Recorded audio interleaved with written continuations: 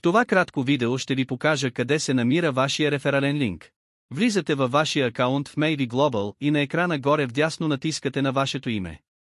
От падащото меню избирате опцията Invite Links и от лентата ще ви се покажат два линка за регистрация на нов партньор. Копирате един от двата линка и му го изпращате, за да се регистрира. Можете да избирате и да променяте мястото на регистрация на новия партньор, дали да е в левия или в десния ви екип. На екрана вляво от лентата с менюта, избирате My Team и след това натискате на бутона долу вдясно и ви се появява меню с три възможности: лява страна, дясна страна и по-слаба страна. Изберете в коя страна искате да бъде регистриран новия участник, преди да изпратите линка за регистрация. Третата възможност е за страната, в която имате по-малко точки. Тогава системата автоматично ще добавя новия участник в по-слабата ви страна.